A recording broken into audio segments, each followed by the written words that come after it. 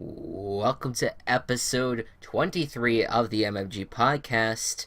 I am Chris, and I am joined once again Currently by in my friend. production, is set to premiere on Cartoon Network in the U.S. and on Teletoon in Canada in 2018. The series will reintroduce fan favorite characters like Owen and Courtney as they are aged down from teenagers to toddlers. Each episode will feature dream sequences, visual jokes, confessionals, and flashbacks. Okay, hold on. Backtrack. What was the title of the show? Because you cut out. Total Drama Daycare. And this is real. New Total Drama season, Chris. It's a prequel. They're all toddlers now. You know, I. I feel like they could have done a lot there with prequels. That was not what I would have expected. No. Nor is it a good idea. No, it's not. Nor will anyone watch it. That actually infuriates me. Look, a couple months ago, they were like, hey, look, new Total Drama's gonna come out. I'm like, oh, hey, cool, finally. And I was expecting, like, a regular season. Like A regular season? like the show. How it actually fucking functions. So wait a second. So it's not even a competition anymore. What I read you was pretty. That's all you know. It was just announced today. I have no words for any of this. Welcome back to the MMG podcast. That is just... This is the worst introduction I've ever done. No, I mean, yeah, that is shameful. Not from you, but just Cartoon Network. Come back to us, Cartoon Network, or just people, or the Canada people, because it's all they're doing is playing Teen Titans Go. Do you think they care about quality? That's all they play on their fucking channel. Oh, Jesus. Alright, welcome back, everyone. We have a lot to get into as we enter the second to last week of the NFL season. That is incredible. We have made it this far. We as a podcast, we've done pretty well. I think you've only missed one episode, but I've only missed one. We've been good. We've been consistent with this. I've enjoyed it. I think we've had a lot of fun with this pod, and I'm looking forward to the final stretch here as we enter playoffs and Super Bowl and all that. It's gonna be chaotic. I'm looking forward to it. We're gonna, just to give you guys a little itinerary of the podcast episode today. We're gonna be discussing Week 15, all the crazy shit that happened with this week, and then we will go into playoff scenarios, maybe some playoff predictions. I'll talk about potential playoff matchups as well. Then we'll talk Week 16, and we'll pick the games that we think how they will go. And finally, we'll conclude with talking about the Pro Bowl, which just released about an hour ago. NFL Network just did a whole hour-long breakdown of the Pro Bowl rosters, even for the most meaningless game in all of football. More meaningless than all these bowl games that are being played in college. Come on, Chris. Akron is an important school. Look, Akron is getting their ass swept in the moment, 6-3.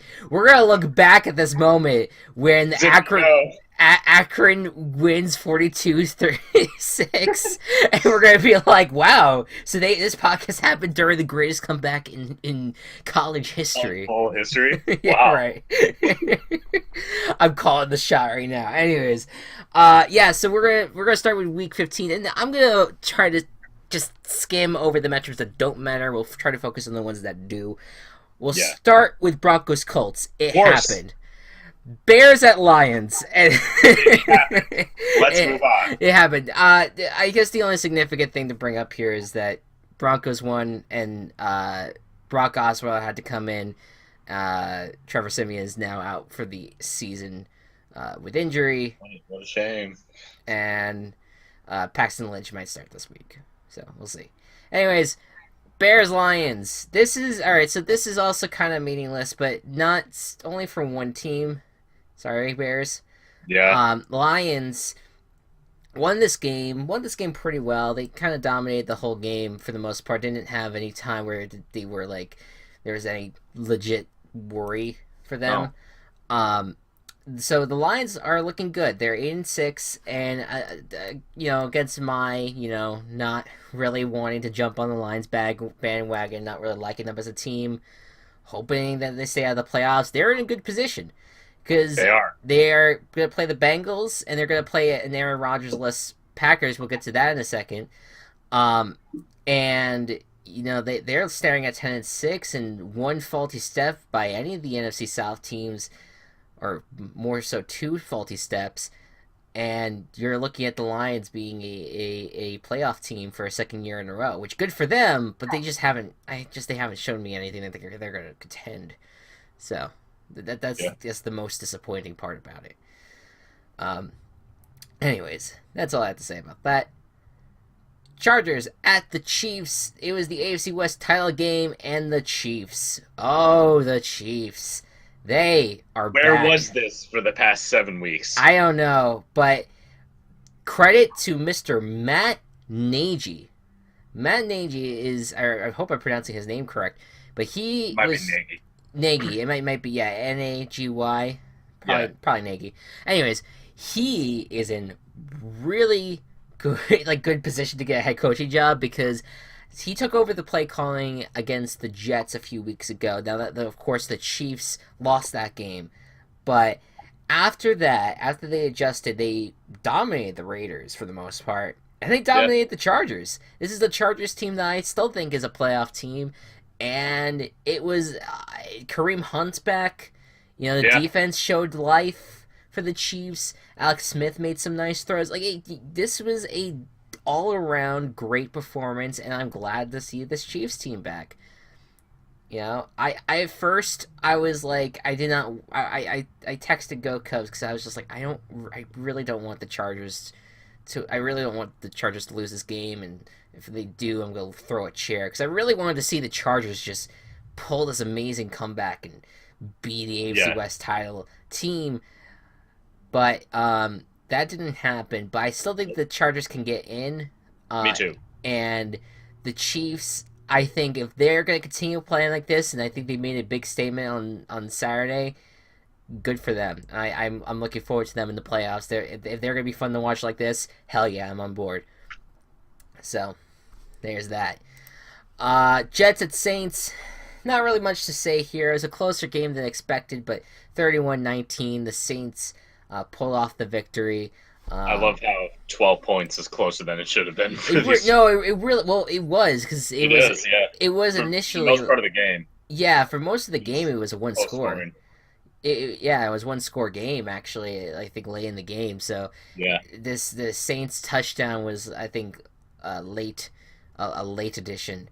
But yeah, good for the Saints. They keep on rolling. Next, the Eagles Giants. This game was much more closer than they should have been. Yeah. No doubt about that. But this had nothing to do with Nick Foles. He had a great game. 4 touchdowns, 0 interceptions. Really was dealing the ball really well. Definitely the offense was different from when Wentz was in there, but they did enough where their offense, I think, could still have life. It's the defense that's the concern. This has been a defense that's been so good lately, that to see them give up as much as they did to the Rams was not necessarily surprising. But then when you have Eli Manning carving you up, and look, I'm a Giants fan, but Eli Manning has been trash for quite a few years now. Yep. The fact that he was able to carve up the Eagles, not a good sign. No. I'm hoping that the Eagles get their act together on defense. But the Eagles mistook themselves for a different bird and got carved up like turkeys. The one-liners, keep them coming. Anyways, now they really did get carved up back there, but they luckily pulled through.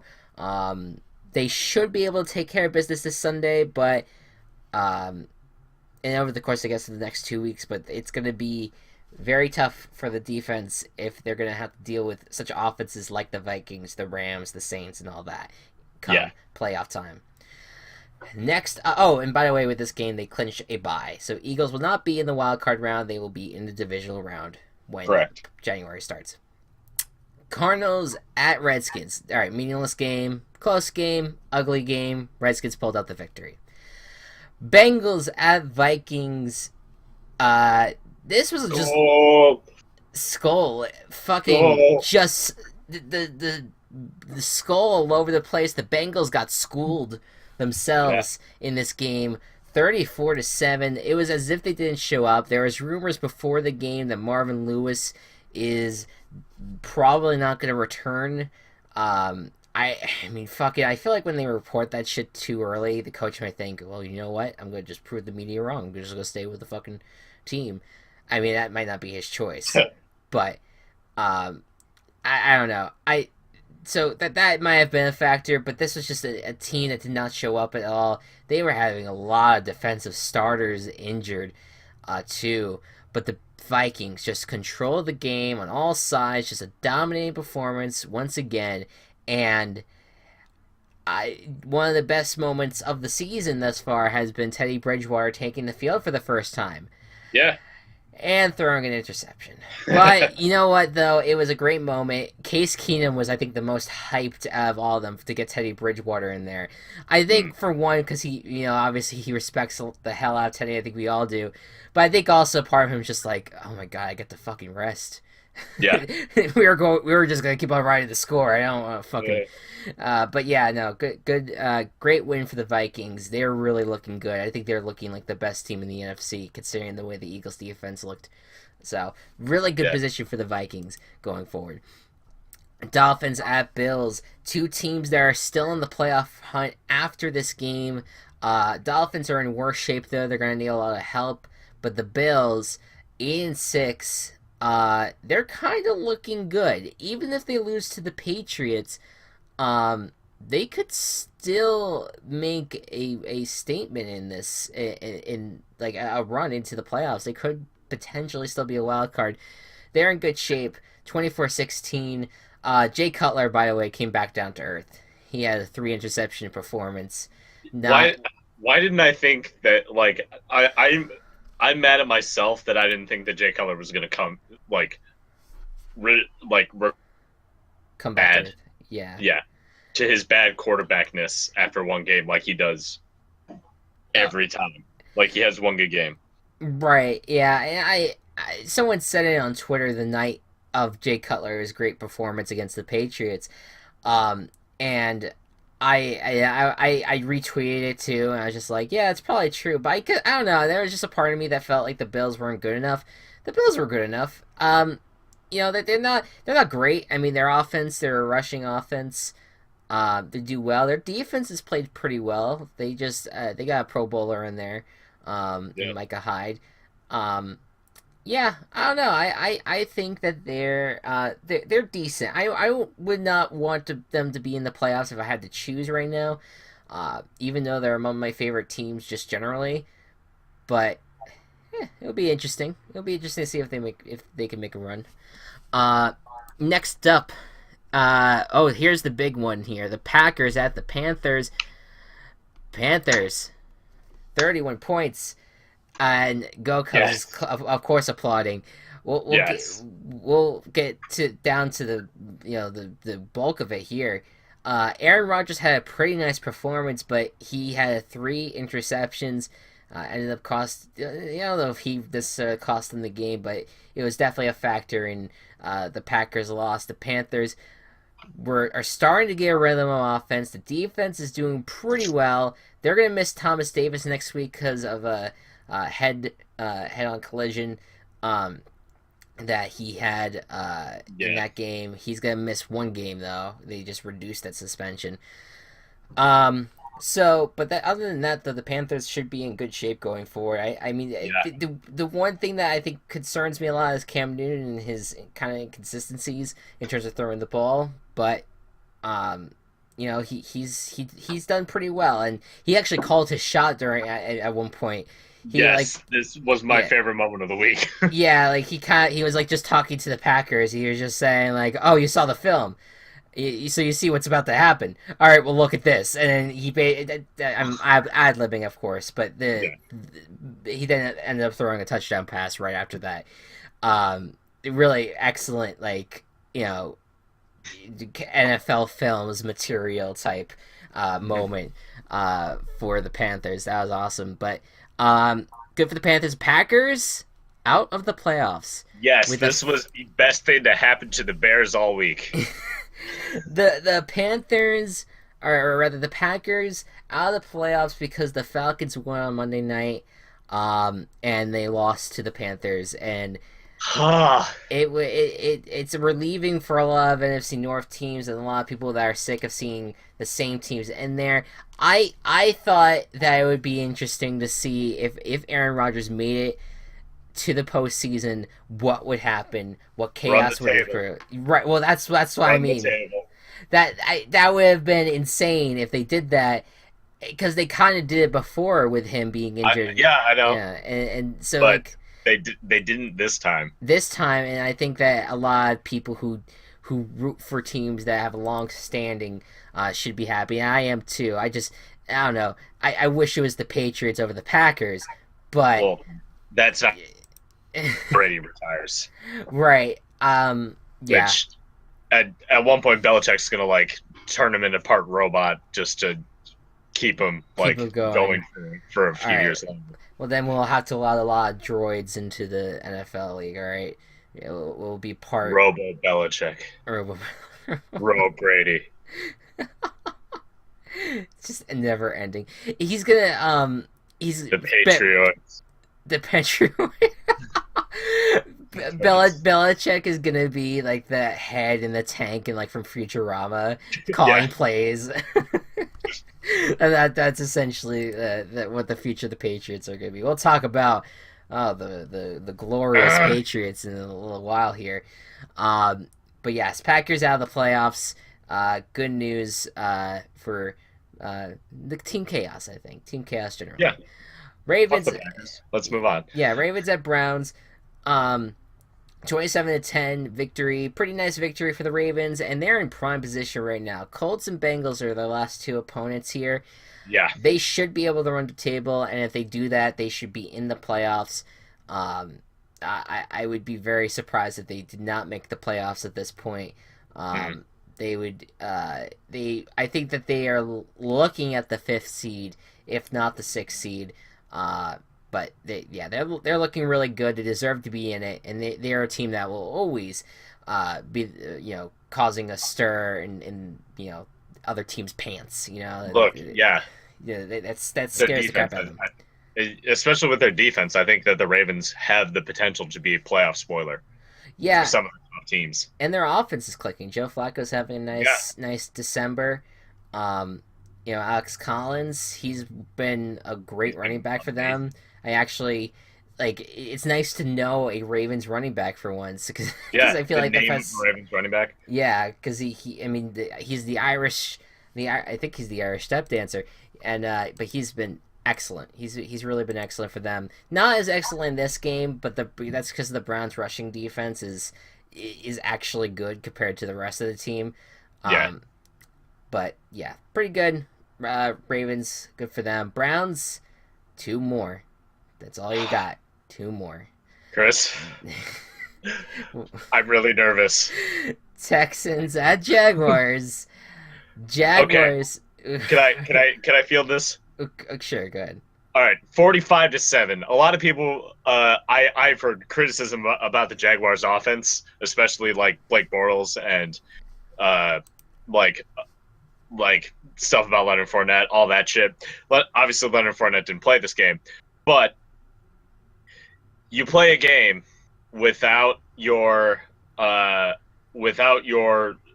first round pick this year, Mm-hmm. who was going to be the person who ran the offense, who brought your team up and be really successful against a team that has a lot of injuries, but is still known for having a good defense.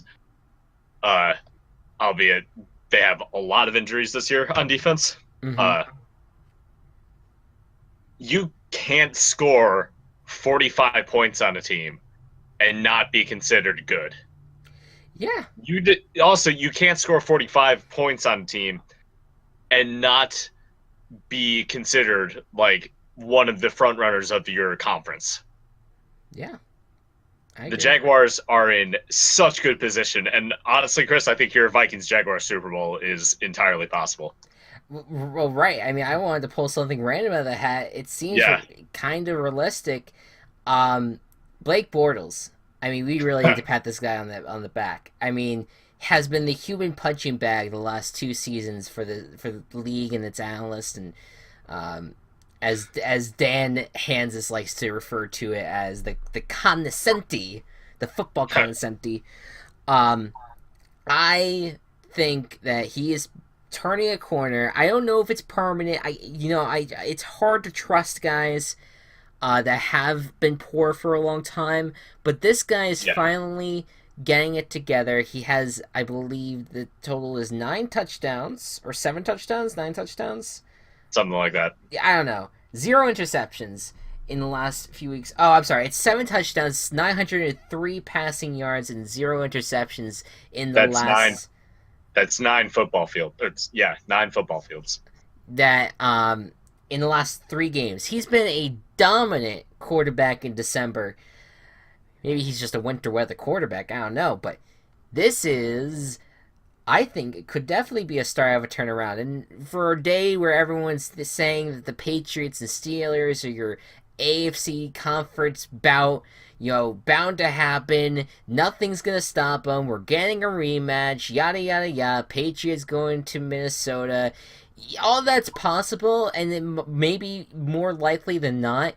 But don't count out the Jaguars, who I think are No, the most well-rounded team outside of the other two that we just named, and I could pretend I think will absolutely give them a hell of a fight, whoever right. they end up facing. In the playoffs, there's still a chance that they could be a number one seed. Will that happen? It will take a lot, but Yeah, I including the Patriots and Steelers losing. roll right. I mean Yeah, that's simple. So that's not at all easy. They're looking at number 3, the number 3 seed, which and they'll have a tough opponent even at the 6th one because the AFC I think is deeper than we usually are expecting right now. yeah, But I think this team is ready. I think this team is good. I mean, and if not, they're going to be good for years to come at least. So I'm looking forward to what this Jaguars team has to offer in January. They're playoff bound for the first time since 2007. yeah, Rams at Seahawks. Holy moly! 42-7 yeah. Rams. What the fuck? What in the You know that world? you know that one scene from The Simpsons where it's like, "Stop, stop, he's already dead." Yeah. That's this game. That was that game. I could not believe looking at the score of this game as the Rams were just riding it up and riding it up and riding it up. Rams are good. They I They are. and I know that you've said a lot. You know that the Jaguars were your preseason pick. I don't know if I was necessarily saying the Rams would make the playoffs or anything like that. I was not expecting this, but I was absolutely touting Sean McVay before Sean McVay got relevant. Right. Yeah, you were. You were.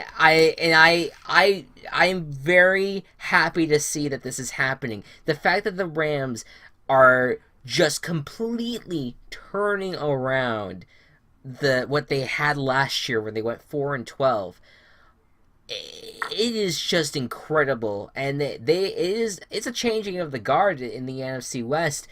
A whole article came out by Mike Silver. The Seahawks.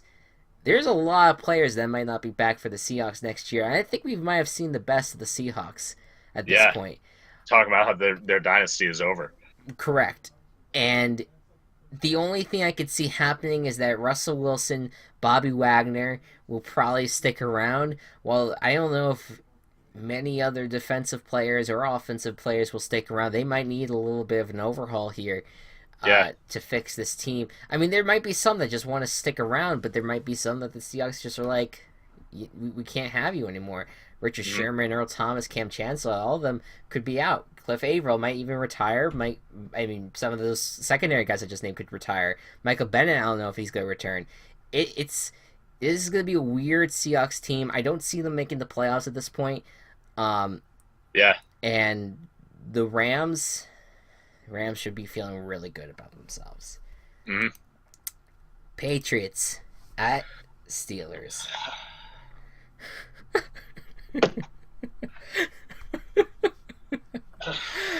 What can be said about this game? Look, this is why I never pick against the Patriots. This is exactly Chris, the something reason. just fell. Say again? Something just fell. Oh, yeah.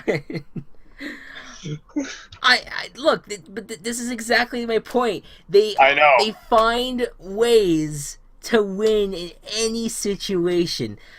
So let's just set the scene here. Steelers and it's Steelers 24, Patriots 16. Amazing drive by Brady and Gronkowski, who are two. I'll say it, they're the two best at their position to ever play this game. Yeah. Gronkowski has quite a few amazing catches. They get the touchdown. Gronkowski scores the 2-point conversion, and they're tied 24-24, but there's plenty of time on the clock. Not a ton, but a good amount where the Steelers could drive down the field. It takes one play. Juju Smith-Schuster, who I had on my fucking bench, runs on one play almost all the way down the field from like the 25-yard line of the Steelers to like the 10-yard line of the Patriots, all the way down, and then before the Patriots finally tackle him. And you're like, holy shit, so this team's alive. The first play after that was a pass play from Ben Roethlisberger to Jesse James. James looks like he scores the touchdown. And for a good 5 minutes, I would say, after the touchdown, we all thought it was good, but we realized that the refs were taking a long time to review it, and it wasn't until Romo and Nance pointed it out, but the ball looked like it touched the ground and moved on the ground after he caught the ball and after he extended and made the football move that everyone says that you have to do in order to complete the process of the catch. He does that, but he has that little fumble at the end there, and it's ruled incomplete. So now, with time ticking, the Steelers make another play. This time, it's a fake spike. Ben Roethlisberger goes to spike the ball, holds it in his hands, but it looks like all the Steelers thought that he was going to spike it. Only one guy, Eli Rogers, comes out as a wide receiver, tries to, he runs the slant route. Ben Roethlisberger throws it to him, gets batted away, caught in the hands of a Patriot. The Patriot kneels down. The Patriots win the game, and likely the number one seed in the AFC East. 27-24. Is the final. By the way, I misread the score. It was, I believe, 19 then. It was 24-19, not 24-16. But anyways, that's the final from Pittsburgh. Frustration so much. Look, another important thing about the game, Antonio Brown left really early on. Right. Yeah. So who knows? It might have been different. It might have been. You can only deal with what happened. Exactly. And look, first of all, Brown is expected to be back for the playoffs, but we don't know how healthy he's going to be. He did have a partially torn, I forget what specifically. I think he's tore something in his calf. He's going to be out for at least 2 weeks. Hopefully he'll have the bye to heal before the divisional round. Then he'll play, but who knows how hobbled he might be. Right. But look, people are saying, well, okay, the Steelers lost, because of the catch rule. They lost because the catch was stupid. And look, I understand that, and I think I'm frustrated with the way the catch rule is described. I think that if you extend the ball over the plane and you've made a turn, I feel like he had control of the ball. Yeah, I felt like he had control of the ball. he extended the ball over the line, and I feel like that alone should have scored the touchdown. I I don't know. Everyone, all these experts, these rules experts out there that are saying that that was not the case, but it kind of was. You could blame, you could absolutely blame the Steelers' loss on that, but there are other factors, and there's always other factors. And one of the major factors that I found, and I look, Gronk, again, one of the best tight ends ever. Why do you cover him with one tiny cornerback? What the fuck is wrong with you? What, like, Yeah, have people not learned how to cover Gronkowski at yeah. all? You could try to do man-to-man coverage with these guys, but at least have someone that could match up with him. You have a roster full of guys. You don't have one taller guy, one maybe heftier guy at all that might be able to cover Rob Gronkowski and make a play. I mean, usually the linebackers can do that. I know you're missing Ryan Shazier, but like you could, there's other people that you could probably use, or just Yeah. double team him. Like what is wrong with you people? It's amazing to me, and that's why the Steelers always lose to the Patriots, because they find ways to lose these games and find ways to kill themselves. This is why I hate the Steelers.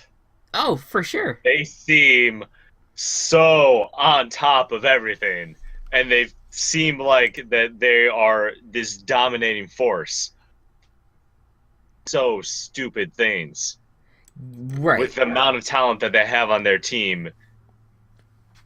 They've done this for years. And look, the Steelers, you know, give them credit for the run that they had. They went 11-2, but now, buddy, you got a wake up call, and you got to make a push now, because you're probably going to end up being on the road. And if you're going to be on the road again in the AFC Championship game against the Patriots, you better be ready. You also have the Jaguars on your way, home or away. That's going to be a bitch. So get your ass in line now. They've already lost 2 once. Right, exactly. I mean, that's what I'm saying. Yeah. That this. I mean, even after the catch, right? Even after the catch was overturned, you could have just spiked the ball, kicked the field goal, and gone to overtime. And it was, the coaches wanted him to pull the fake spike. The players just thought that he wanted to spike the ball. Ben Roethlisberger wanted just to spike the ball. And Ben decided, you know what, I'm going to listen to the coaches. But without informing the rest of his fucking squad that's what he's going to do. I know that it was a chaotic scene that it was hard to get a handle of. And you didn't really have a lot of time left on the clock. I understand it's tough, but you kind of have to have control in that situation. And to me, they completely lost control. It was messy. Not gonna shit on the Patriots. They're definitely a great team. But the Patriots too, they do not have a good defense, and that's gonna hold them up big time going forward. That the way that the Steelers were able to still score big time, and the way that Juju Smith, I mean, come on, Smith-Schuster should have been tackled long before he did. I mean, come on, that is ridiculous that he was able to pull that shit off. You have to be better at defense, the Patriots wise, and the Steelers. I mean, you guys gotta just be able to handle those kinds of situations better. They're both great teams, and they both are definitely capable of making the Super Bowl and winning it. But I have issues with both. But the Patriots are the ones that came out on top here, for sure. And that was not the only officiating thing that was weird in this week. We'll talk about that in the next game. But first, it's Jimmy Garoppolo time. Jimmy G and Robbie Gould, future for San Francisco. If only Jimmy G started sooner, he might be in the Pro Bowl right now. I mean, he's playing that well. 25-23, Niners victory. And, I mean, look, this is what I've been saying all season with the Titans. They're not good enough. And, yes, they lost to the Niners, a team that just got Jimmy Garoppolo, and he's playing fantastic. But it is still the Niners. It's still a very not well-built team. Yeah. And to lose to them... Go ahead. Did you say that? No, I was just going to say, which proves Jimmy Garoppolo's strength even more. Like, he's doing what he's doing with such a bad team around him. Absolutely, I agree. And Niners got a great deal out of him. Mm-hmm. So Absolutely, and it people are saying that they fleeced the Patriots, which does not happen often, but they might have with only a second round pick that they had to trade. yeah, Um, the Titans, this is why I just don't want to see them in the playoffs. they're I like the Titans, I like them, but they suck they're this good. year. They suck. They should not have this record, but they've just faced such bad teams, or they've gotten lucky. Like when the Jaguars were like win a week, lose a week, win a week, lose a week. Right. It seems like so long ago now. Yeah. I was about to say, like, my Like, goodness, remember that those days? yeah, it's like, hey, well, maybe we'll finally get a Jaguars pick right, and now we're picking the Jaguars every week. Right, and rightfully so. Yeah, Um, I don't know what else to say about the Titans. I still think that their defense is doing a little bit better than last year, but their offense is not doing anything. They have one of the worst offenses in the league, and that's considering the talent on that team. That's unacceptable. yeah. Something needs to Okay. change. I don't know what, but something needs to change. All right, Cowboys at Raiders. So much to talk about in this game. The boys are back in town. Well, first of all, the Cowboys, yeah, 8-6, gonna get Zeke back next week, and they're in prime position to go ten and Boys six back potentially. in Um, they have a town. they have a kind of tough schedule with the Seahawks and the Eagles. Back in town. She's just sadly singing that along. No, like the Seahawks probably will be an easy out, but who knows? Then you have the Eagles the following week, and if the Eagles are clinched and they're in good position at that point, I don't see why you don't just Sit your starters. yeah, I don't know why Yeah. the Eagles just don't start to sit their starters at that point. Unless they still might have to compete with the Vikings for home field advantage through the playoffs. Right. I don't know what.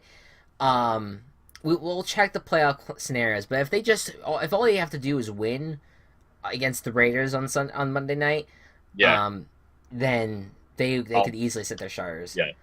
I'll make sure I have those pulled up. Yeah. I have it on my. I sent it to you on message just Yes. in case. But yeah, the Cowboys are like. They're in really good position, and look, I know that I know you don't like the Cowboys. I don't necessarily love the Cowboys at times, but they're fun to watch when Dak and Zeke are playing. And the defense has played pretty well with Sean Lee and DeMarcus Lawrence.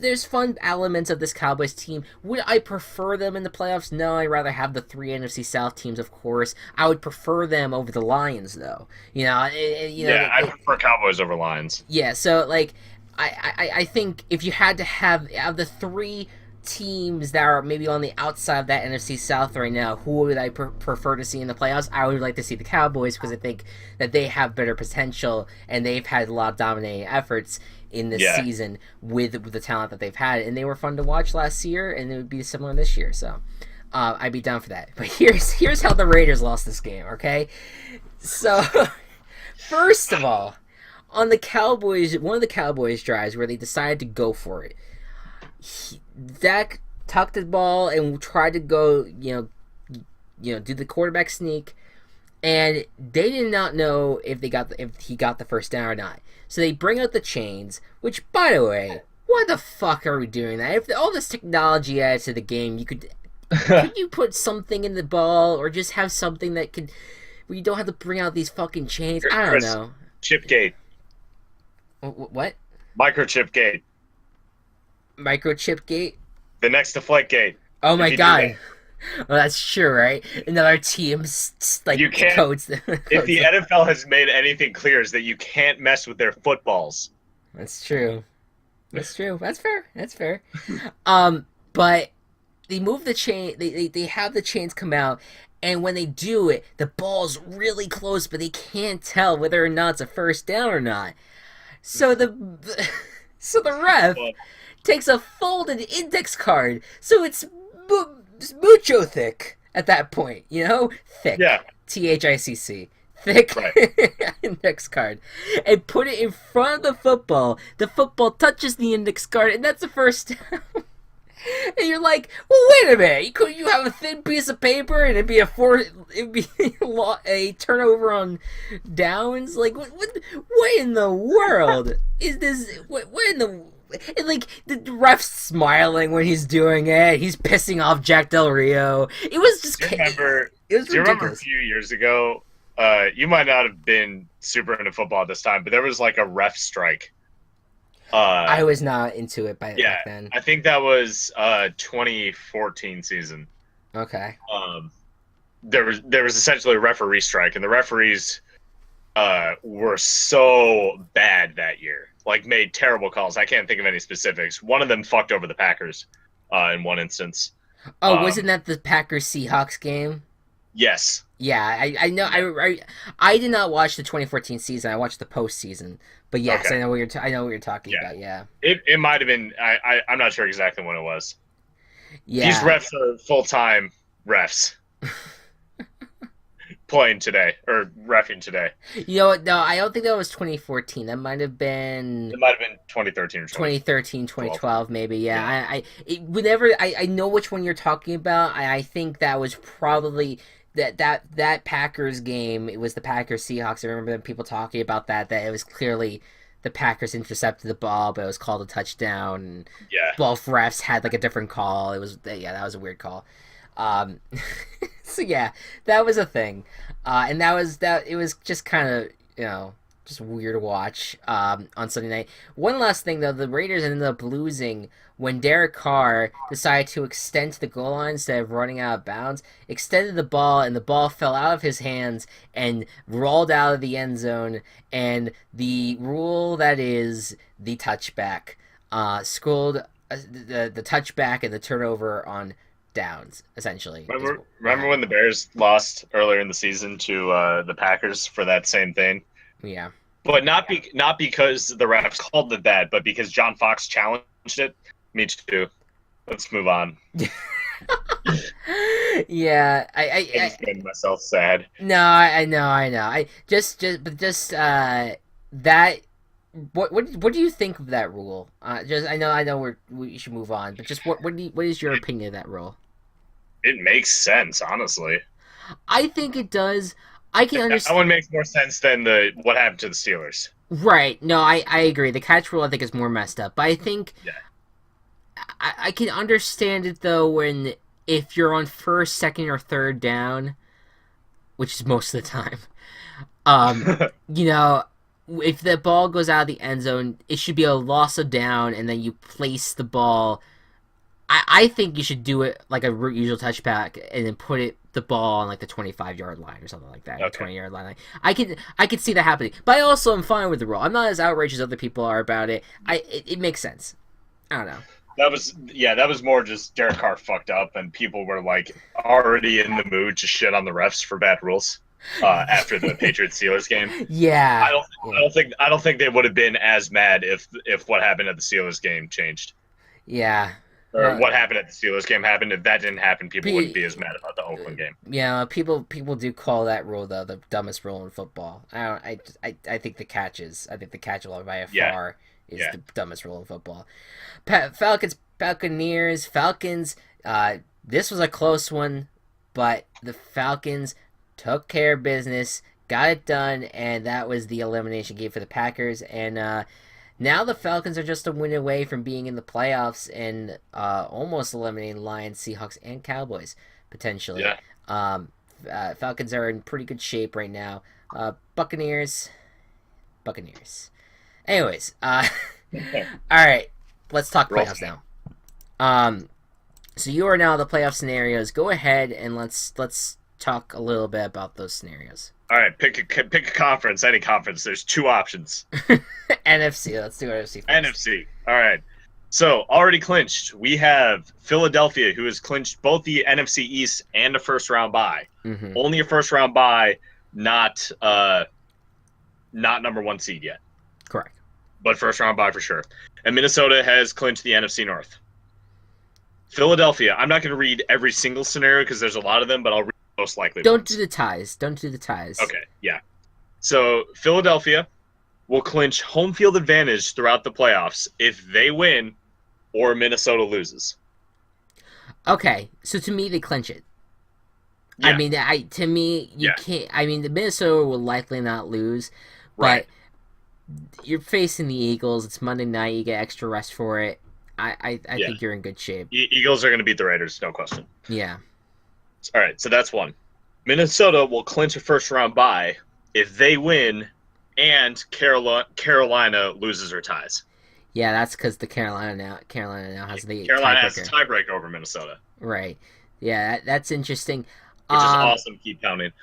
yeah, I don't see that scenario happening for them this week because Yeah, Panthers play the Bucks. right.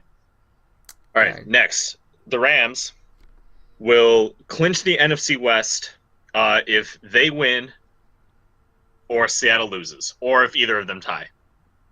Yeah, I They think also clinch a playoff berth if a bunch of weird shit happens. If Detroit, Carolina, and Atlanta all lose, Rams will clinch a playoff berth. yeah, I don't see them. I don't see the Seahawks. Well, maybe they win. They could win, but Yeah, the Rams should beat the Titans yeah, potentially. I don't know. yeah. All right. Next is New Orleans Saints. They will clinch the NFC South if they win and Carolina loses. Not happening. Yeah.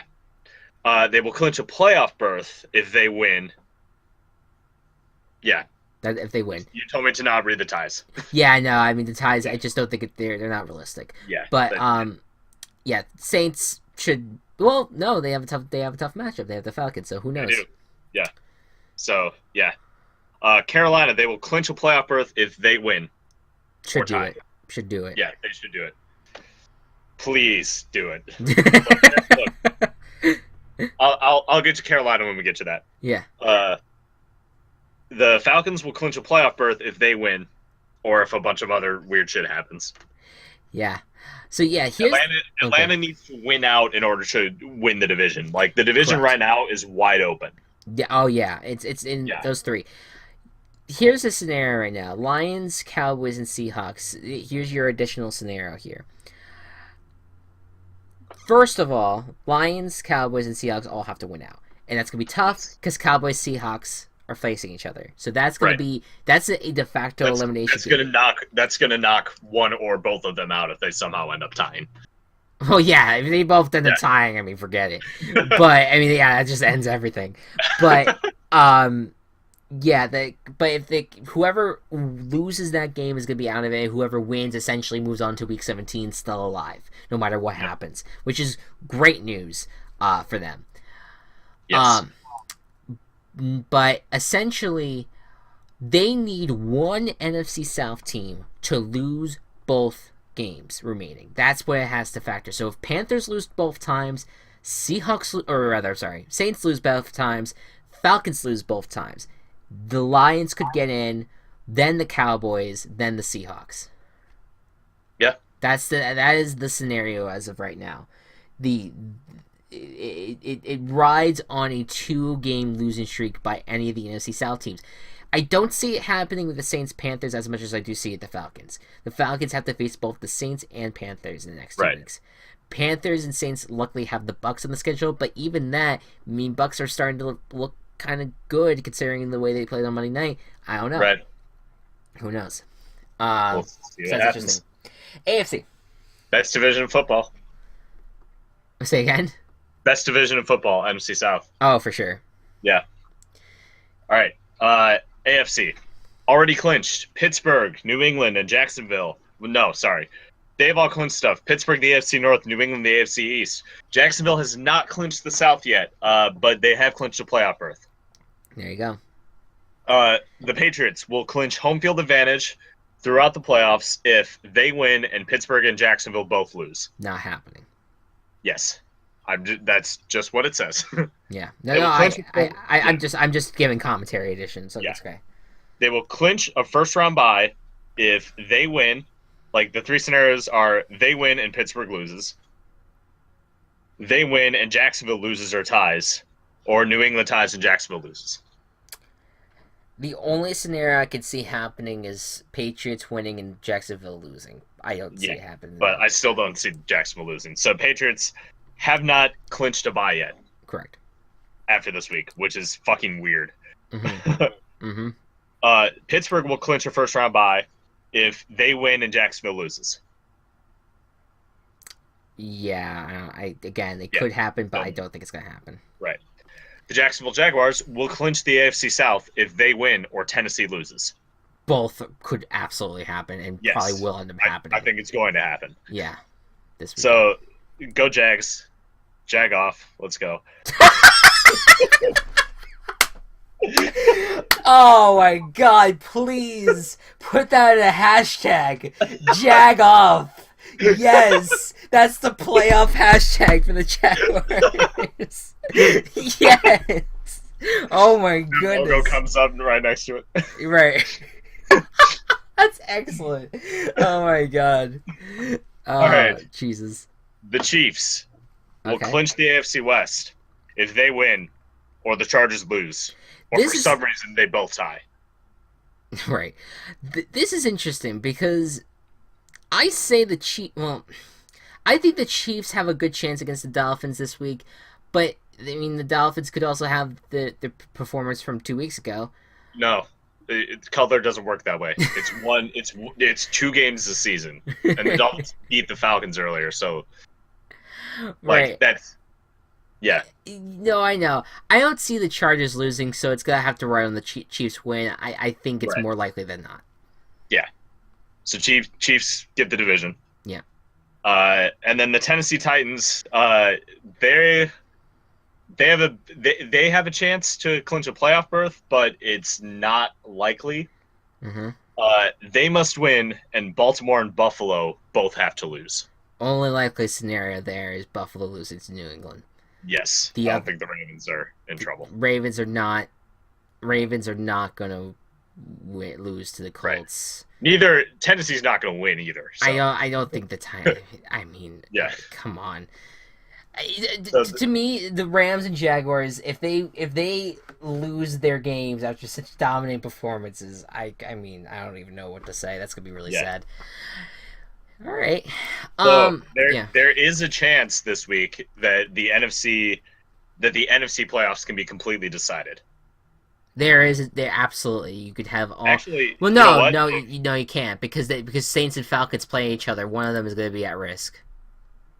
No, but they'll all like clinch a playoff berth though if they win. All the NFC South teams. No, because Falcons and Saints play each other. They if one of Oh, them wait. Oh yeah, you're right. Never mind. yeah, Sorry. yeah, Yeah, no, because it. I just Sorry. No, totally fine. Because if the Falcons end up, Yeah, I see what happens. yeah, Yeah, my bad. You got it. You got it. Anyways, okay, real quick. So this is I spent more hours than I should have figuring That's out every. This is your job. It's not actually. I mean, this is just a hobby at this point because I'm not posting this anywhere outside of this. But I have worked my ass off looking at every single scenario, every single wild card matchup that could potentially happen. I don't have them grouped together, or I don't have like what needs to happen in order for those certain things to. Like, I don't have that yet. I mean, because there's too much still on the line. But I do have a list of a lot of the scenarios. Here's some of the interesting things I found. The Chiefs must win their division because if they don't, they're out. They would be 8-8 at that point. Chargers would have won 2 in a row, and they would be 8-8. They would get the tiebreaker at that point. Or rather, they would be 9-7, the Chargers, and they would have the win.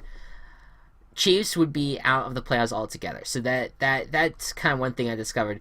The most likely playoff scenario, the playoff matchup right now, the wild card matchup that's most likely. Do you know what it is? Go Cubs. The matchups. There's the wild card teams. The matchup. Because it was lingering on Twitter. I was a little angry about it actually, because I was just like, I want to be the first one to get to it. Okay, hold on. Let me look up something real quick. NFL standings. I just want to see records. I want to see if I can guess what this is going to be. Yeah, the most likely. And this is actually statistically the percentage, like for like projections at this point. This is the most likely wild card matchup at this point. Okay. So specifically just the wild card matchup. Yeah, just the wild card matchup. Okay. Is it Chiefs Chargers? No. Okay. Do you want me to give it? Uh, I'm gonna guess that Chiefs and Jaguars are gonna be seeds 3 and 4, and Ravens and Chargers are gonna be 5 and 6, Right. which would put Ravens at 5 and Chiefs at 4. So Chiefs Ravens or Jaguars Chargers. Ravens at Chiefs is the most likely All right. scenario as of this point because Chiefs will likely win the division and they can't pass the Jaguars. Even if the Jaguars Yeah. lose, well, they can't really lose out because otherwise the Titans would. Well, the Titans could also lose, but Yeah. the Jaguars have the tiebreaker over the Chiefs, so they would be the fourth seed no matter what. At this point, Hmm. the Ravens um, are the most likely to get the fifth seed because they are most likely to win out and be at 10-6. Yeah. Bills, Titans, cannot would not be Chargers. able. Well, Chargers can't even get to 10-6. They only can get to 9-7. But Right. Good point. Bills, Titans, they have a really tough road to get to 10 wins at this Hmm. point. So, Ravens most likely the fifth seed with Chiefs being the host team, which honestly, really interesting matchup. You got a really good defense in the Ravens with Joe Flacco and Alex Collins looking good. Um, and you got Kareem Hunt on the other side, and Alex Smith versus the Chiefs defense has been pretty good as well. In Arrowhead, Yeah. that's a fun matchup. But see, two teams that haven't played each other this year, pretty good. I Right. like it. Yeah. My other projections is what you actually said too. Chargers at Jaguars, I think, is probably the most likely 6-3 matchup. Yeah. Barring any weird shit happening. NFC is a. Oh, go ahead. With Patriots at 1 and Steelers at 2. Oh yeah, I don't. I didn't really pay attention to the top one and two seeds because I was just kind of Right. focused on wild card. But yeah, that's probably what's going to end up happening is Yeah. Patriots 1, Steelers 2. The right now the NFC is a little bit more like up in the air. I'm not too sure how Uh, that's going to go. But the way I did it was that the Panthers Falcons split their series for the year, and same with Saints Falcons. So that means Saints win on this Sunday, and that Falcons win next Sunday. But Panthers also get the win against the Bucks. Saints get the win against the Bucks. And I think that you have the Panthers at Saints as your 5-4, and the Falcons at Rams as your 6-3. that Um, seems likely. I don't know. I think there's also a really good chance for Lions at Rams. I think that's really likely now too with the Mm. way that the schedule is laid out. Um, you could have it.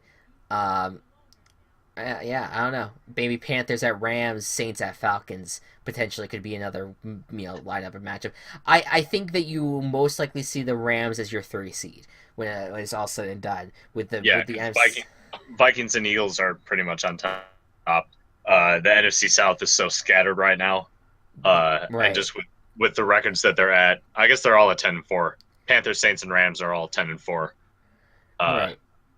But But I think that because of the rough schedule, consider the Rams have they have a pretty easy schedule, I yeah, think. games that they're gonna like blow the teams out of the water. Yeah, yeah, Cardinals and the Titans don't stand a chance. yeah. 49ers. 49ers. Oh, I took a guess. I was wrong. Yeah, no, you're good. Yeah, you know what's interesting? The Rams Jaguars. I mean, there's destiny with them. They play the same opponents in the next 2 weeks. Um, Oh yeah, you're right. yeah, Niners face the Jaguars, and then the Rams, and then the Titans face the Rams, and then the Jaguars. Interesting. So yeah, that's I mean that's my prediction. I have a ton of different weird fucking matchups. I have a ton for I have at least like 70, 80 different matchups here right now. I worked my ass off trying to figure out. Yeah, And good on you. I don't know that could end up being an exaggeration because I haven't really counted, but there's a lot here. I think the one that I found the least amount of scenarios would be 5-4, where it's only the Chiefs, Chargers, and Titans hosting games potentially, because I don't think Jaguars can't be a fourth seed. Their records are too good right now. But that's about it. All right, enough of that. Lots of playoff scenarios. How do you think? Give me your playoff picture right now. Because I kind of give you mine already, but like, Yeah. go ahead, yours. All right, my playoff picture. Actually, hold on. Let me. If you want to use the ESPN playoff machine, I could help. That I could No, help line you up with that. I think I have an idea. Okay. Yeah, no, that's not gonna happen. I have my AFC decided. NFC is Well, is your AFC basically the same from? basically what we just said. Yeah. Okay. So then just Patriots, Steelers, Jaguars, Chiefs, and then wild card are Ravens, Chargers. yeah, I agree with that. I think that's exactly what's Just going to play out. given the schedule that the Ravens still have left and the Chargers are really easy, the Titans have two hard teams, and so do the Bills. Yeah. Well, one hard team.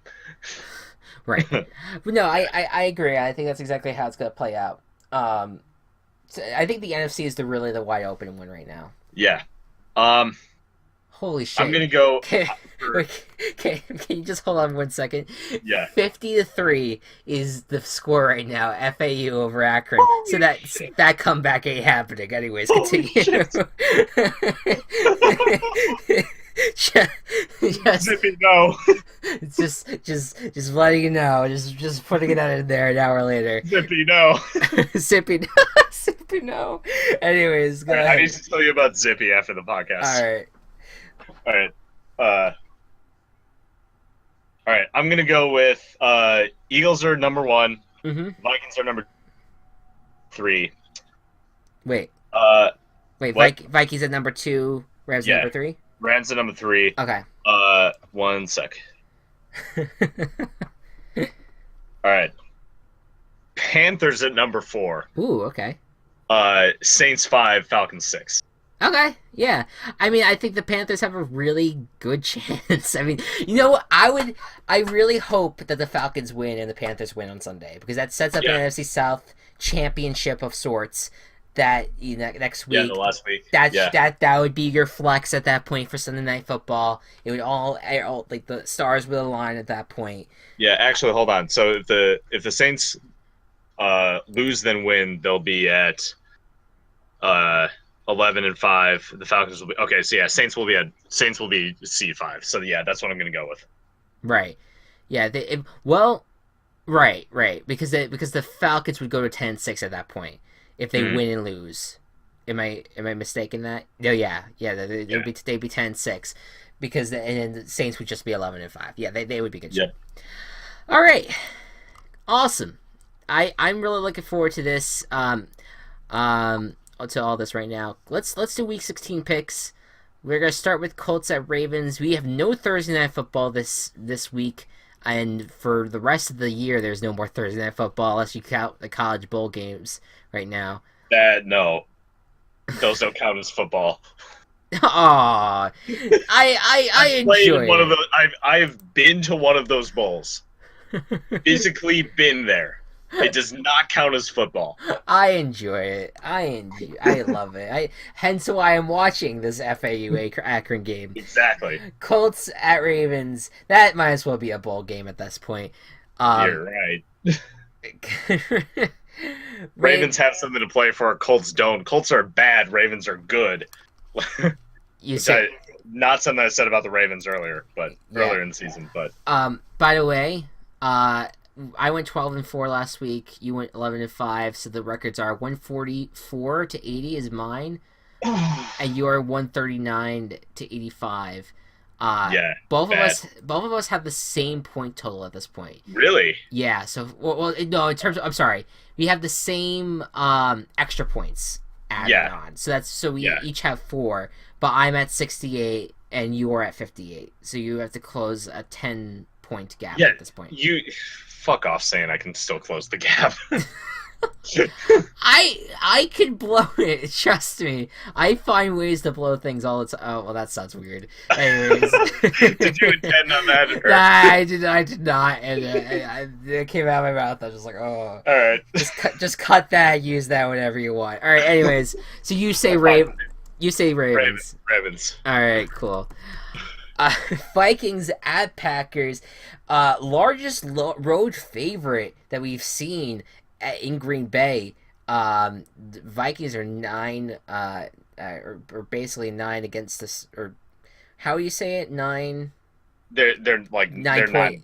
nine, 9 point. 9 point favorites. 9 point favorites. Yeah, I don't know spreads. So Yeah, yeah, that's fine. Vikings. Look good. Aaron Rodgers is not playing. They shut him down. They put him on IR because he got beat up in that game. He's not necessarily like, regressing or anything, but But you're out of the playoffs. Keep your star healthy. right, exactly. Yeah. What do you think? Vikings still have a lot to play for to clinch that first round bye, which they really, really want. So I'm going Vikings. There's very little debate. Yeah, the purple teams will have a fun day on Saturday. Vikings. Yeah. Go purple. Go purple. Chargers at Jets. Well, these are not fun matchups. My God, some of them are. Some of these matchups are fun. Some of them are great. Absolutely. Some of them are going to be amazing. Yes, we'll see. Chargers at Jets, though. What do you think? Chargers. Yeah, Jets do very strange things and are in games more than they should be, unless Josh McCown gets injured in the first quarter against the Broncos and fucks up my lock for that week and sets off a derailment of any chance I had of beating you in our little competition this season. But yeah, Chargers are going to win. Look. I gotta say though, Chargers are. You never know with that team. They could end up blowing it because they've done it before. But I think they're gonna take care of business. Look, the only time they've played badly recently was against the Chiefs, and the Chiefs played phenomenally. Right, I agree. I agree. Yeah. Jets. Well, I will say though, Jets have a really good coach in Josh McCown. Right. He's now assumed the player coach role, which is fun. I don't know what that entails, but who knows. Broncos, Redskins, a game for nothing. What do you think's going to happen, Go Cubs? It's so nothing that I'm not even going to predict this one.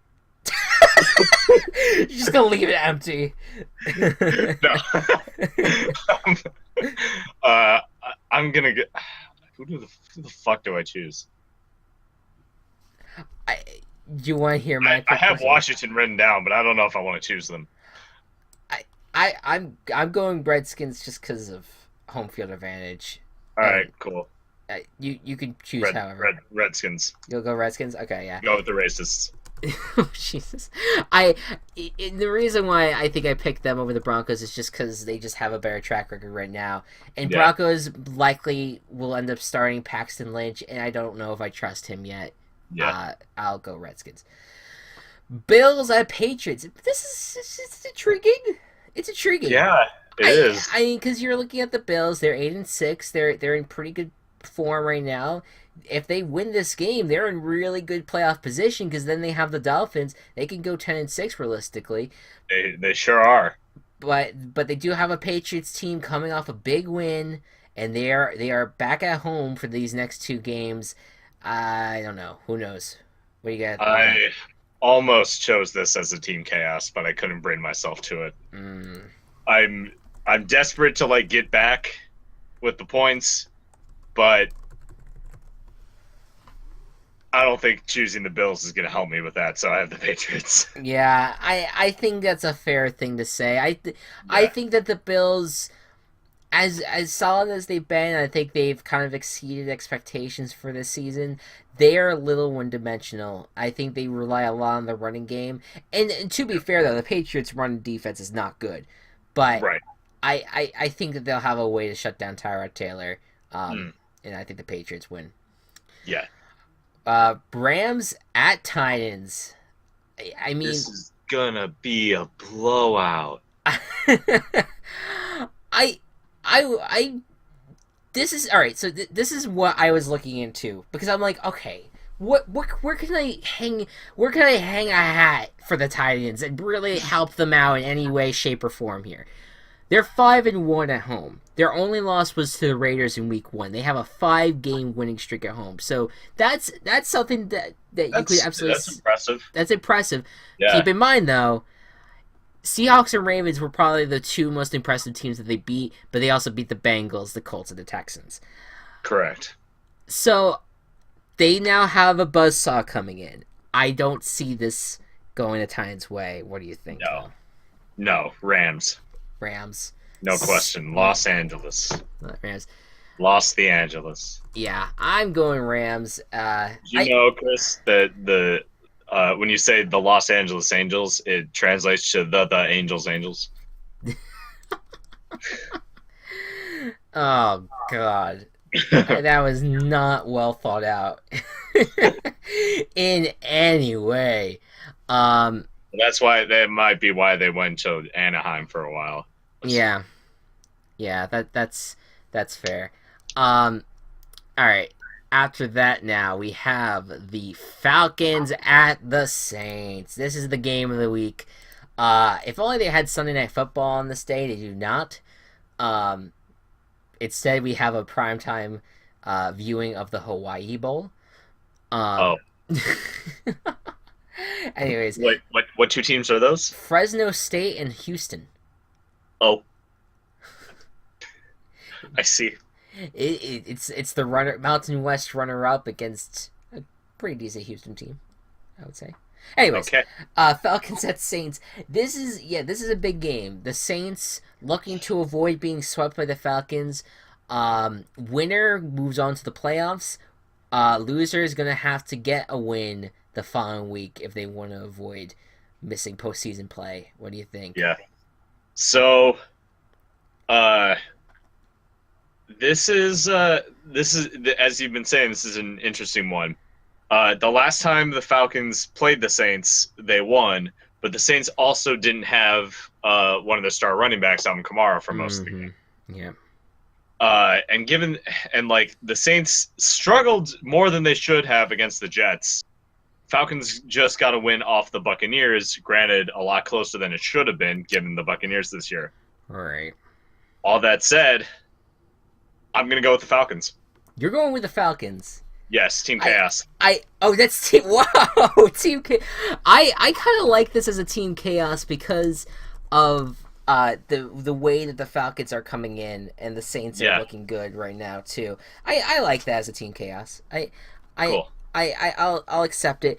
I'll take the Saints.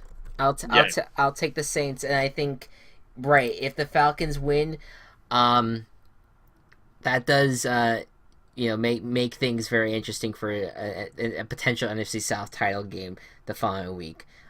So I like it. Buccaneers at Panthers. I mean, the one argument I can make for the Buccaneers here is that Jameis Winston looked on fire last week. Maybe it was the red and orange uniforms, but I think that he had a pretty nice game, but I think he's about to run into a really tough defense, even without Thomas Davis. What do you think? So I have a huge chance to just shoot myself in the foot with the entire NFC South this weekend. Okay. The Panthers just came off of a close but really pretty good performance against Green Bay, and just given Green Bay's history and depth that they have, that was a huge win last week. Their defense is really solid, even without Thomas Davis. They're going to get Shaq Thompson back this week. Okay. Cam Newton and Greg Olsen is finally back to his old shape. Mm-hmm. Their target. This offense is going to start turning up, I think. I'm going to lock the Panthers over the Buccaneers. Oh, I like it. Yeah, so you're putting all your I'm putting all of my faith in the NFC South this week. I like it. I like it a lot. I'm going Panthers as well. The team has treated me very well. So, Yeah. or this division has treated me very well. So, Yeah, keep pounding. I agree. I'm going to go with the Panthers. I'm not going to guarantee it, but I'm uh, sure you have other better guarantees. I have better. I have a. I well, this if I were to tell you my guarantee right now, you would. If I were to tell you that my guarantee like a few weeks back, you'd be like, "Why would that be a guarantee?" But Okay. this it might be a little bit more intriguing this time. But Yeah. next game, Browns at Bears. Now, this is the last realistic shot to me. This This this is is the the last realistic slot for the this is Browns to the win. most important game of the season for me. Yeah, I absolutely. If you're a Bears fan, you're hoping you win this game, and if you don't, I mean, I, I mean, I think he should not. John Fox should not be. John Fox shouldn't be coach for the Vikings game. He should not be. Yeah, yeah. I mean that it could be that terrible for this Bears team. Yeah. What do you think? I have to choose the Bears. You have to choose the I Bears. have to. Okay. We have had, except for a couple games, like we've swept the AFC North so far. We've beaten the Steelers and Ravens, who are playoff teams, Mm-hmm. according to us right now. The Steelers are, and the Ravens probably are going to be too.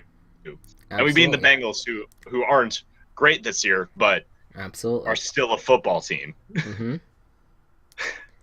Implying in that sentence that the Browns are not a football team.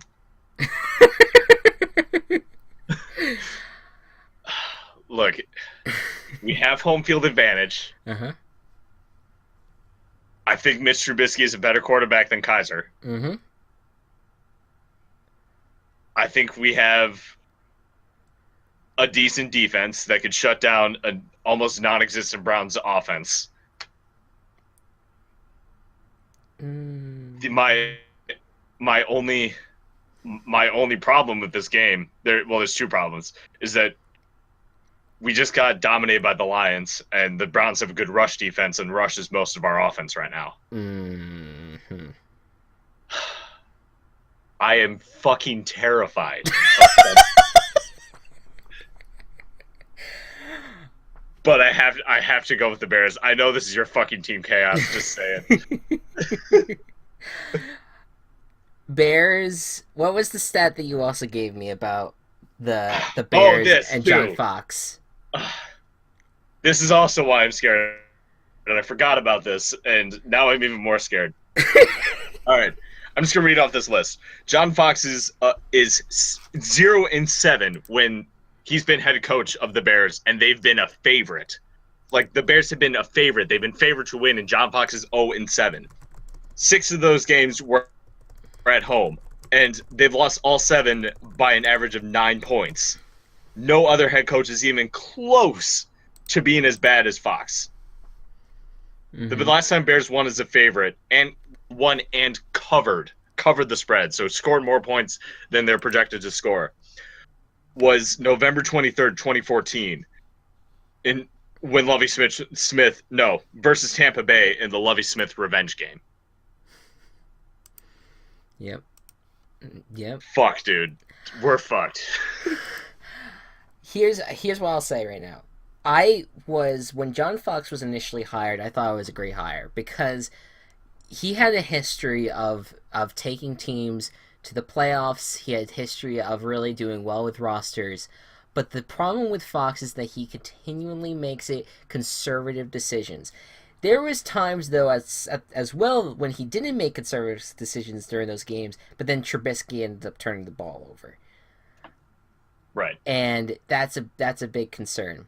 Right. You said it. The Browns have a decent rush defense, and it actually has been, I think, a very good rushing defense considering how much they contained Alex Collins last week. You're just going to yes me away, right? Deshaun Kaiser had a rough game, but that was against a really good Ravens defense. The Bears defense has been good as well, but not nearly as good. And Kaiser has started to turn things around in recent weeks. Yeah. I know you're gonna say it. Just say it. Josh Gordon's doing well too. He's one of the Chris, you're killing me. He's great wide You are receivers. destroying me on the inside. Zay Gonzalez is a great kicker. Tear the dagger out. Like, you already put it in. Just take it out so that Browns are my team chaos.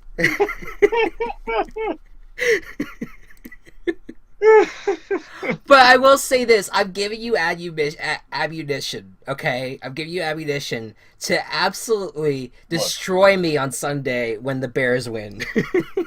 Because you know what?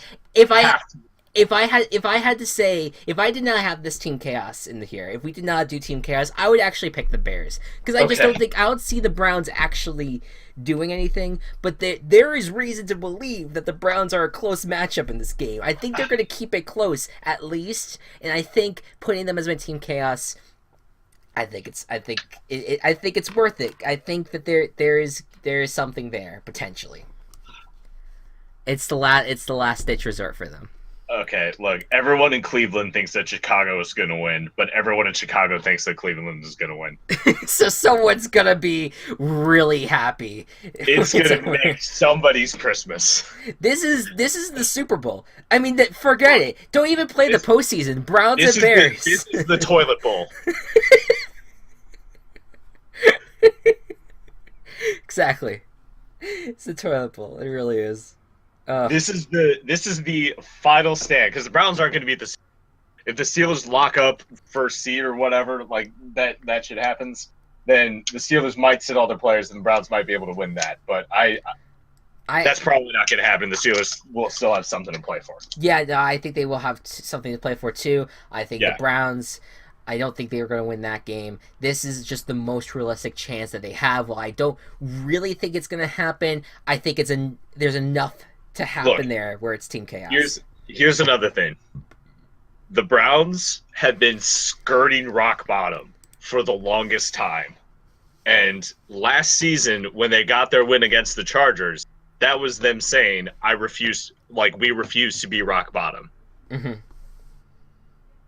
If they win against the Bears, knocking on all the wood around me.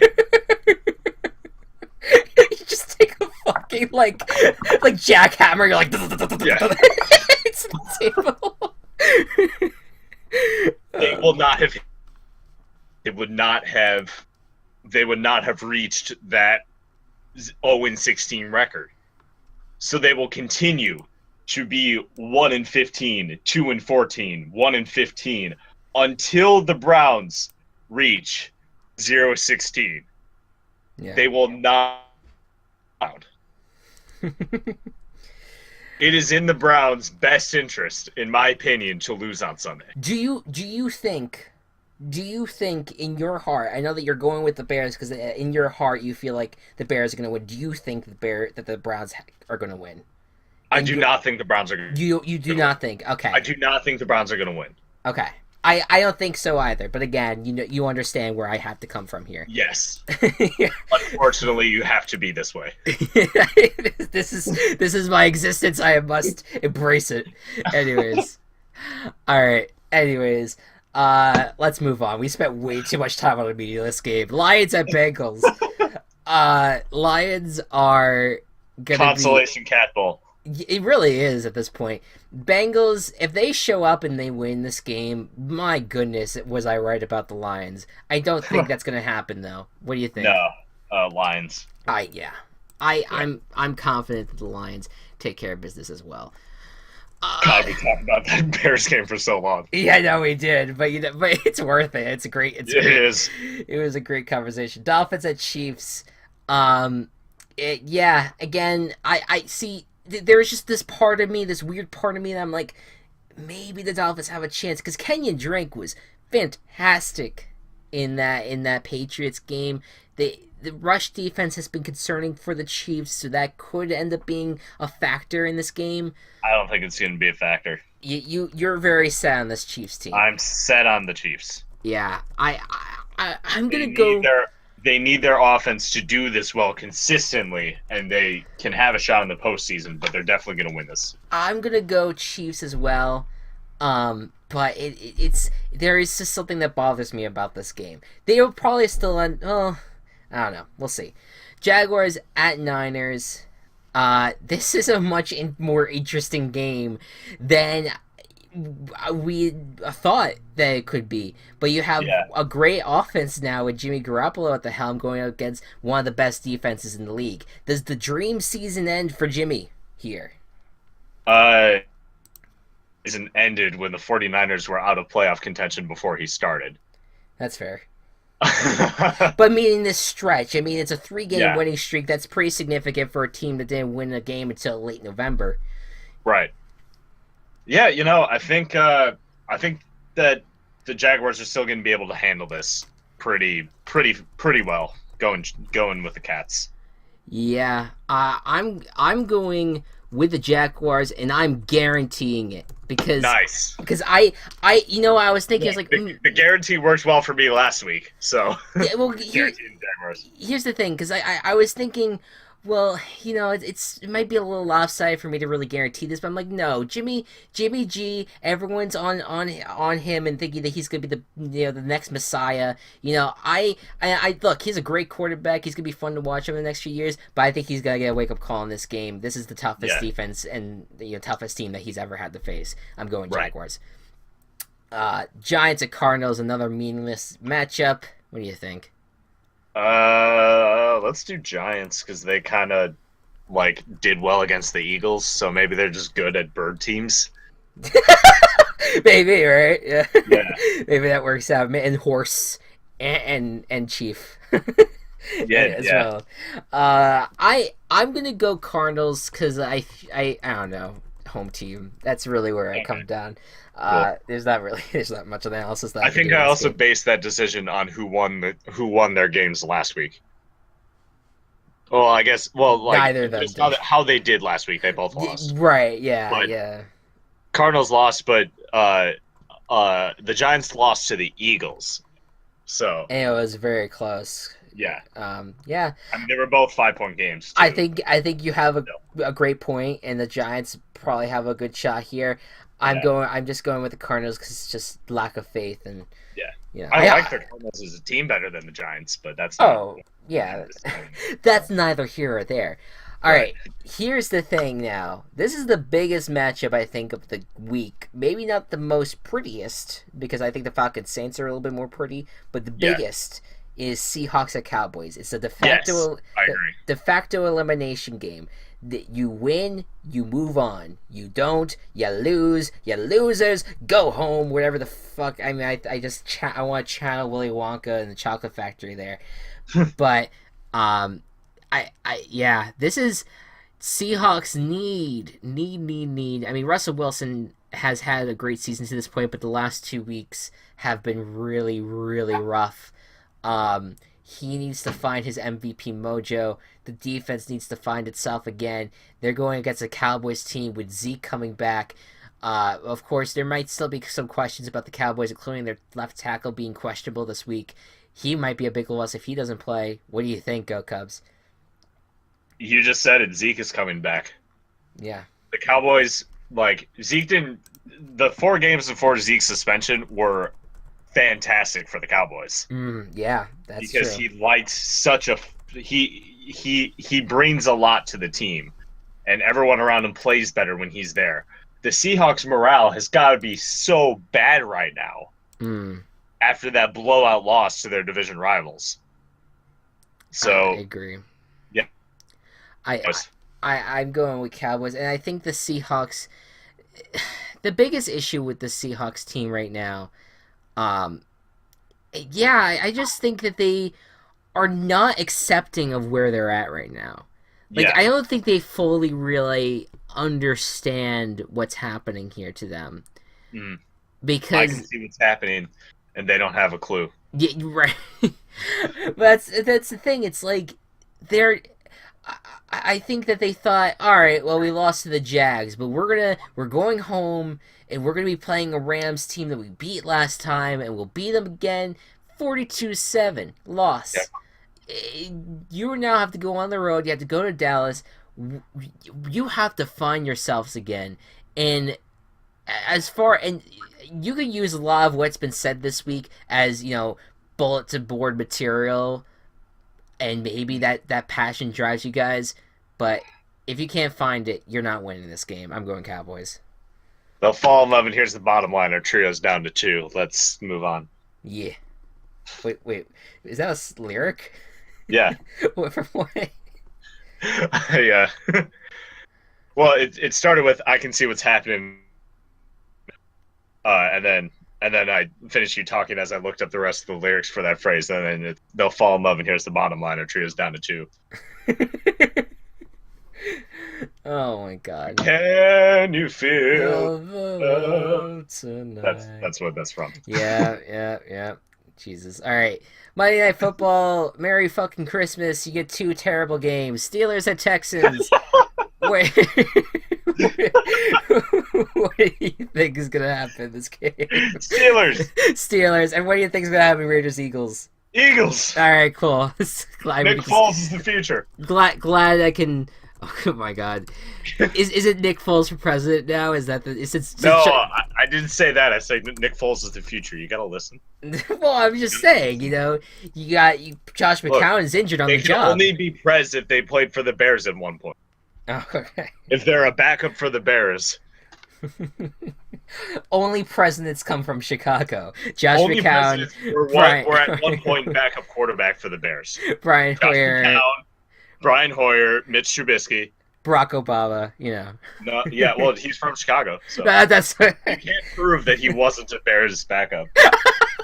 I mean, at one point or another, everyone in Chicago has gotten backup reps for the Chicago Bears. Anyways, Jesus Christ. That's how bad our quarterback situation is, Chris. Yeah, all right. Our franchise quarterback for the last 10 years has been Jay Cutler. How do you think we feel? Yeah, it's not good. All right, real quick, let's run through Pro Bowl. First quarterbacks: Carson Wentz, Drew Brees, Russell Wilson, Tom Brady, Ben Roethlisberger, Phillip Rivers. Those are your 6. Who do you think should be among those? Be among those that's not? Yes. I have one, but I'll let you think about it for a second. Jimmy Garoppolo. No, I'm kidding. Well, I mean, I said that. I think if he started sooner, he could have been a Pro Bowler. Yeah. Case Keenum. Yep, that's exactly who I was thinking. Because you know what, I understand why he was not included, but I think that you can make a better case for him than I think you can even say for Drew Brees. Because I know that Drew Brees is great. He's a great quarterback. He's one of my favorite quarterbacks in the league. Fuck. God, browser. Sorry. It's okay. Drew Brees, he has not really been the center of the Saints, though. He's been Alvin Kamara and Mark Ingram have really been the ones that have been the center of the Saints' offense. Yeah. I think if Case Keenum has been so crucial for that Vikings offense, I think you put him in over Drew Brees personally. I think they got the quarterbacks right for the AFC, but hey, Bortle up. Bortle up. He might be a fill-in. Finally, someone who understands. Once it's all said and done. Running backs, fullbacks here. You got Todd Gurley, Alvin Kamara, and Mark Ingram. First time in a long time that one team has 2 Pro Bowl running backs in 1 year. That's pretty awesome achievement for the Saints. LaShawn McCoy, Kareem Hunt, and Le'Veon Bell. Fullbacks include who is this? James DeVellin and Kyle Juszczyk. Does anyone know who fullback? Sorry. I don't know. I know Kyle Juszczyk. He was a Pro Bowl last year. I don't know about James DeVellin though. I don't even recognize him. But anyways, I don't think that there was anyone significant here. Maybe Leonard Fournette, but I think he was too injured this year to really be considered. I mean, unless I could think of someone else, I guess, like, there's some of these guys that you usually have in your mind, but, like, they were injured a lot. So, like, Ezekiel, or they're suspended. Or suspended. Like, Zeke. Right. Like, Zeke was out, and that was a significant loss. Yeah. I can't really think of another. I mean, maybe Jordan Howard, but like he has an okay season, but I don't think he had enough where he could pass. No question. Yeah, Devontae Freeman. I mean, he's pretty good. Um, Yeah, he was out for injury for a while, but yeah, I mean that might have been what set him back. Um, yeah, Kenyon Drake. I mean that's late in the season, no, but for him no. to pop up, yeah, yeah, I think they got it right here. I think they got for the most part not a lot of mistakes. Wide receivers: Julio Jones, Michael Thomas, Adam Thielen, Antonio Brown, DeAndre Hopkins, AJ Green, Keenan Allen, and Larry Fitzgerald. Larry Fitzgerald, man, that's like I don't even know what number that is, but that has to be in the teens. The amount of times he's been in Many. a Pro Yeah. Bowl. Um, yeah, again, can't really say there's anything that I could think of. Any individual I could think of that deserves to be in here as a wide receiver. No, they're all the best choices, I think. I think they did a good job with that. Tight end: Zach Ertz, Jimmy Graham, Travis Kelsey, and Rob Gronkowski. I know that they had to limit it to just two AFC tight ends. Really sad Delaney Walker did not get in this one. Um, Yeah, I I mean, yeah, Delaney Walker's been the only feature on the Titans Titans offense. offense. Yeah, no, I agree. Yeah, he's like the one consistent one. He has been the one. If you are winning game, if the Titans are winning games, it's because of Delaney Walker. You know, Mm, for the most part, and because their defense has made some plays as well. yeah, Um, but yeah, I agree, and but I think that they made the right choice because I think Gronk and Kelsey should be considered the other top uh ones there. Zach yeah. Ertz, Jimmy Graham. I'm not in love with these picks, but I think I can understand it because I I think don't know who else from the NFC would have gotten picked. maybe Kyle Rudolph. That would be the only person Oh I can yeah, that's a good one. potentially, but that's the only tight end that I can think of in that instance. Yeah, Okay, so next, I'm going through the Twitter feed because they have a better layout yeah. of I don't the think we need picks. to do all of these, but maybe some of the some of the more important ones. Yeah, inside linebacker, Bobby Wagner, Luke Kuechly, Ryan Shazier, C.J. Mosley. I think Ryan Shazier. I mean, he was a great player, but I think that push kind of Yeah, came in after he got injured. Chandler Jones, Ryan Kerrigan, Anthony Barr, Von Miller, Jadavian Clowney, Terrell Suggs, outside linebacker, who I'm surprised was left out. Out of all of them was Melvin Ingram, because that was the two-headed monster uh, um, for the Chargers. But speaking of the two-headed monster, you did have Joey Bosa in the mix, as well as Everson Griffin, Demarcus Lawrence, Cameron Jordan, Khalil Mack, and Calais Campbell, and then the interior linemen: Aaron Donald, Gerald McCoy, Fletcher Cox, Geno Atkins, Blake Jackson, Jarrell Casey. We don't have to do offensive line. I think they did yeah, a relatively good job. They I think the one snub they had was they did not include Andrew Whitworth, which I was surprised about because he kind of mm, anchors the Rams, but that's about it. Cornerbacks: Darius Slay, Patrick Peterson, Marshawn Lattimore. That's another rookie for the Saints to have a Pro Bowl. That's big for the front office there. Jalen Ramsey, Akeem Talib, Casey Hayward, AJ Boye, Xavier Rhodes. I think they all kicked ass with. I think that's a great lineup of cornerbacks. I don't think they screwed up on that one. Safeties: Earl Thomas, Landon Collins, Malcolm Jenkins, Eric Weddle, Rashad Jones, and Micah Hyde. Again, I maybe a Patriot safety in there because they've been kind of the dominant force in the defense, if anything else. And then you mm, have a bunch of special teams people. I won't go listing them off, but I know that Tyreek Hill is among them as a significant member in there. So that's it. Yeah, I mean, is there? I mean, is there anyone that's significant that you could think of that was like, how dare they miss it, or you think you're good? I'm good from everyone. Like Yeah, I, looking at the kickers, like Chris Boswell and Greg Zurlin, like yeah. be there. I think I don't think you could beat either of those. I think they did Yeah, pretty good. Yeah, I mean, and look, most likely, all that's going to be up. You know, they're not; those are not going to stay the same. You have teams that go to the Super Bowl. You got, um, they just people who are injured. There's just people that don't want to play. So you're going to get a lot of fill-ins ultimately when it's all said and done. And what do you like the Pro Bowl? Do you think they should keep doing the Pro Bowl? I think they should do the skills showdown in place and just have a full 3 hours of that. I agree. Live. Are they doing that this year? I hope. I mean, me too. That was the best part of last year. Yeah, it was. I mean, it was a fun, like, close game, I guess, but when the Pro Bowl came, but it was just none of them were really trying that hard. Yeah. You know, Kirk Cousins ran for 60 yards at one point. All of us are out. Yeah. Like, why the fuck should we try to get injured? Exactly. I mean, and that's a big concern. So I agree with you. I think they should do skills. I completely forgot about that. I was about to see maybe just move the NFL awards over, from Saturday to that Sunday. Why not? But then you know what? No, let's have the skills challenge because that was fun. That was really fun last year, and I enjoyed it again. All right, we got through an hour and 40 minutes, my friend. Nice. We did it. We're insane. There's a lot though. I'm looking forward to it. I am so pumped for this weekend. I'm pumped for everything else that's going to be occurring. This is going to be a wild finish, and I think it's nice and close. And fucking, we'll all end up being wrong about shit. Can I do a quick Hollywood Stars? Oh, well, yes. Well, we were going to do Hollywood Stars, but we can talk our own fantasy battle too. Right. But let's do Hollywood Stars. So I've been knocked out of the playoffs, which I said last week. And now this week my team decided to go into maximum overdrive.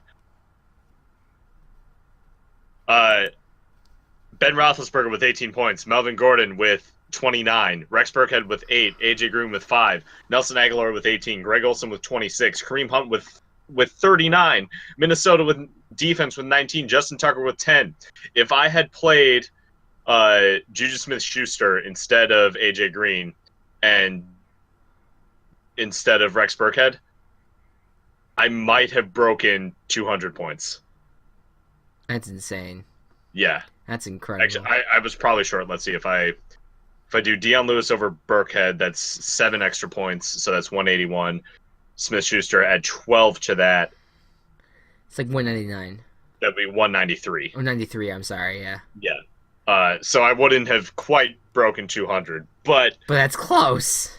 174.9, which I think is the single highest score out of any team in my league ever. That's awesome. That's awesome. Let me some other high scores and see if that's true. If only that happened sooner, of course. Right. Like last week. Yeah. It's very true. Yeah. You want to talk about our league while I look for this? Yeah. Well, you're in good shape right now. We were playing in the championship round. Go Cubs, normal team, my rookie team. He did very well, 123 to 99. I made the mistake of benching Smith-Schuster as well, in my league, and benching Christian McCaffrey as well, and that those had like double-digit points. Keep pounding, Christian. Yeah, well, my wide receiver and flex was not as good at all. So I screwed up on that front. Right now so he's 123.3. I have 99.1. In the projected total, the finish, if everything goes as planned, which it does not, it would be 229 to 195 would be the final score with Matt winning. Most likely, he will win. I mean, it would take a complete falling apart method. You need to not only beat me this week, but beat me by over 24 points, essentially. Right. Yeah. Right. Yeah, that's gonna be tough. I'm just gonna say #trust the process. We will see how it goes, and if it doesn't work out, I know. Look, the thing about fantasy, and I'm making this podcast longer. I'm sorry. No, it's okay. I'm totally fine. Yeah. It's 70% luck, 20% what you do on draft day, and 10% what you do otherwise.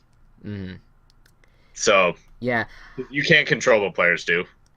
Exactly. You can't control when they get injured or when they decide not to play or when their quarterback might go down, so they'll get less yards, stuff Uh-huh. like that. But Yeah. it's still fun if as long as you don't take it seriously. If you put like maybe and if you don't bet insane amounts of money, like the most I've ever spent, I've put into a fantasy league has been $10, and I Yeah. got $40 for getting second place in the league. So like that was pretty cool. Yeah, Uh, that was neat. Right. yeah, that was last year. Yeah. Did you put money in this year? No, no, not this year. Okay. All right. Good. Yeah, I wouldn't Good. have gotten any back. Exactly. Yeah. Yeah. Good. Good job.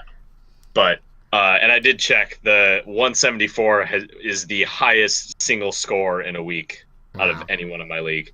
Uh, Impressive. Impressive just came at the performance. wrong time. Yeah. Yeah. Uh, It's a shame, but hey, if Hollywood Stars can finish strong, maybe next season that momentum will continue. Maybe I'll have to actually find a bigger league to play in next year because I won't be at college anymore. But That's fair. yeah, I will say this though. Um, I'm leading in the picks race, but you're leading in the fantasy race. yeah, I think we are doing a good job with holding our own in what we know most about. right. you know, And look, yeah, I think going back it's to your good. fucking rookie team with how much luck is involved. Yeah, no, yep. And one of the teams in our league like not changing his lineup at all. That's just him not caring. Right, But with smaller leagues, the teams are more stacked. right, Like you have better players in smaller leagues because they that's just how that's just how it works because there's less people for it to get spread around. So like you have so many good players that you wouldn't have in a regular league. And if you had those players in a regular like 10 or 12 person league, I don't know what idiots drafted with you, but right. good for you, I guess. Well, here's what I'll note. We You are. still should not be in the championship with a team of rookies where everyone else has such stacked teams. Can I just note? I'm looking at Yeah, the scoreboard of this week of this past score. I yeah, have the second highest point total of the entire league. you do. I am. Only to me. Yeah, they all are lower. I just think this year has just had a lot of talented rookies, and it's worked out for me in that sense. Yeah. And this is the final hurrah here. It's time for the rookies to have the best weekend that they could possibly have. If you think that a bunch of rookies are going to have a better game than Ben Roethlisberger, Le'Veon Bell, Melvin Ingram, Devonta Freeman, and a bunch of other people, good luck. Yeah, no, I Good luck agree. with thinking that. I agree. No, I don't think that. I I just hate that Deshaun Kaiser is your quarterback and who he's going up against. But Watch Kaiser be my no, highest fantasy. stop talking, stop talking, stop talking. No, no, no, no, no, no, no, no, no, no, no, no. Oh my goodness! All right, we'll end it here. Yeah, Fuck. we'll see what happens. A lot's happening this weekend, but most importantly, I hope you guys all have a great holiday. We will not see you again until after the holiday is over. So enjoy it, embrace it, enjoy the holiday spirit, and Don't cry too much. don't cry too much. Well, crying can be therapeutic, but just don't overload it though. People get really concerned. Send your strength Send, to the Bears. send your strength to PO Box 105. Just so we have a new PO Box set up. Anyways, no, yeah, it's gonna be a fun weekend though. I'm Yep. looking forward to it. Anyways, Okay. guys, any last word? Do you have anything left today? Fuck the Browns. 0-16 hit rock bottom. Just get it over with. Get it over with before it's Get too it late. over with. Yeah. Rip the Band-Aid off. You're being really. Go Cubs is done. Thank you so much for watching. I hope you all enjoyed. Be good to one another. Be kind to one another. Root for the Bears. And we'll see you guys next time. Bye. Bye.